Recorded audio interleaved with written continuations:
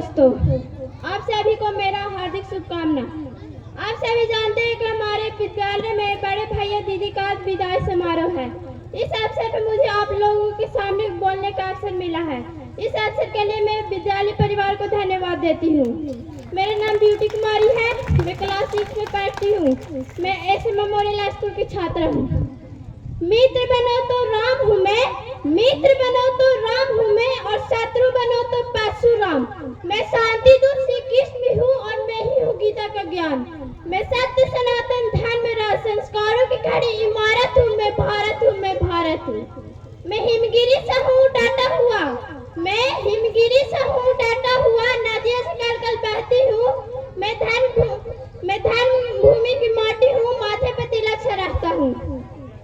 मैं वीरों की तपोभूमि हूँ, मिट्टी पर लिखी शहादत हूँ, मैं भारत हूँ, मैं भारत हूँ। मैं काशी हूँ, अविनाशी हूँ, ख्वाजा नवाज की चादर हूँ, अमृतसर का गुरुद्वारा, विश्व संस्कृति की सागर हूँ। जो न घर लौट पाए अब तक, मैं उनकी अमर कहानी हूँ, मैं भारत हूँ, मैं भारत हूँ। आज मैं संस्कृति के बारे में बात करना चाहूंगी। संस्कृति का एक ऐसा माध्यम जिससे एक खास समुदाय को पता चलता है। यह हमारे बीच एक अलग पहचान देती है, जिससे हमें पता चलता है कि वह व्यक्ति पशु है या कोई अन्य जीव या कोई अन्य समुदाय से आता है। आज मैं मनुष्य की संस्कृति के बारे में बात करना चाहूंगी।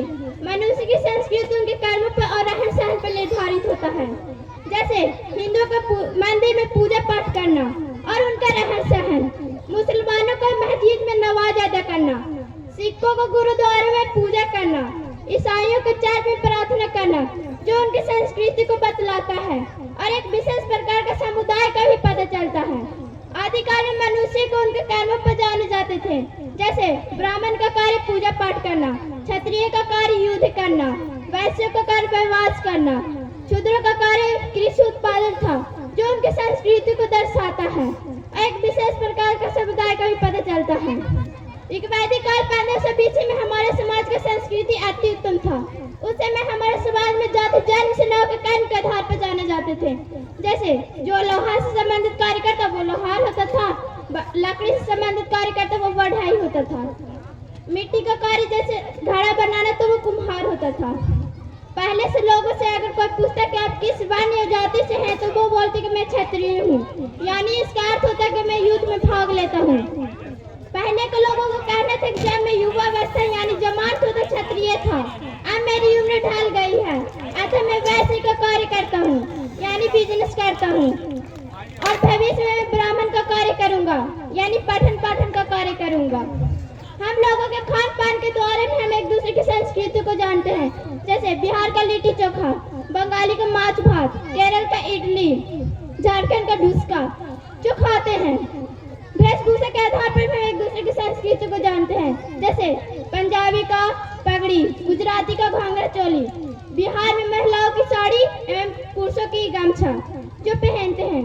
अब लोग धीरे धीरे संस्कृति को भूलते जा रहे हैं। पहले के संस्कृति में माता जी बोलते थे, अब में बोलते हैं मॉम।